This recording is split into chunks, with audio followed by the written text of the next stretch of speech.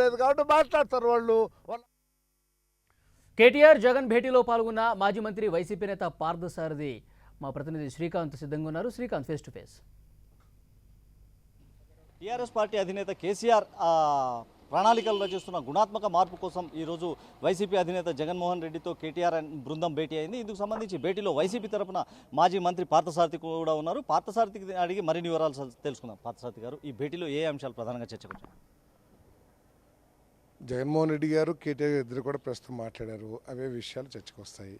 ఎంతకంటే ఎక్కువ ఏమొస్తాయి అంటే మీరు ప్రత్యేక హోదా అనే ఒక డిమాండ్ తెరపైకి తెస్తా ఉన్నారు. మాది ఎప్పుడు ఉన్నది డిమాండ్. అది వైఎస్ఆర్ కాంగ్రెస్ పార్టీ జగన్మోహన్ రెడ్డి గారికి సంబంధించినంత వరకు రాష్ట్ర ప్రయోజనాలు అత్యంత ప్రాధాన్యం.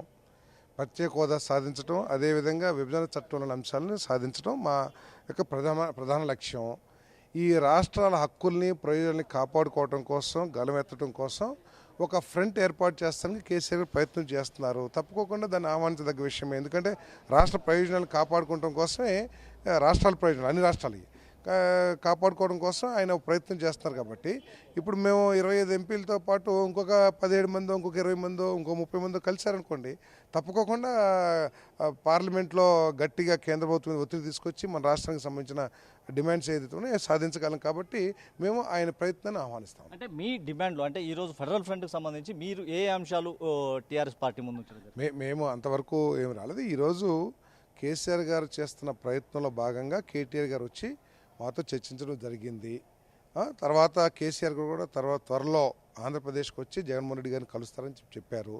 పార్టీలో కూడా చర్చ జరుగుతుంది. వైఎస్ఆర్ కాంగ్రెస్ పార్టీలో కూడా దీనికి సంబంధించి తర్వాత తదుపరి నిర్ణయాలు తీసుకోవాలి. అంటే త్వరలో ఏపీలో ఎన్నికలు జరగబోతున్నాయి. ఈ ప్రభావం ఏపీ ఎన్నికలపైన ఎలా ఉంటుందని మీరు అనుకుంటున్నారు? తప్పకుండా దీనికి అనుకూలంగానే ఉంటుంది. ఎందుకంటే చంద్రబాబు నాయుడు గారు ప్రత్యేక హోదా సంజీవని కాదు, ప్రత్యేక హోదా మూలంగా ఒరిగేదేమీ లేదు అని భావజాలం వ్యక్తపరచడం, అదేవిధంగా విభజన చట్టంలోని అంశాలను ఏది సాధించలేక వైఫల్యం చెందటం, ఈరోజు మరి వాటిని సాధించడంలో భాగంగా ఈ చర్చలన్నీ జరుగుతున్నాయి. కాబట్టి తప్పకుండా మేలు జరుగుతుంది. అంటే టీఆర్ఎస్తో మీరు కలిసి వెళితే ఏపీలో ఎలాంటి టీఆర్ఎస్తో మేము కలిసి ఎన్నికలకు వెళ్తామనేది మీరు సృష్టిస్తుంది. మేము ఇప్పుడు దాకా ఎక్కడ చెప్పలేదు.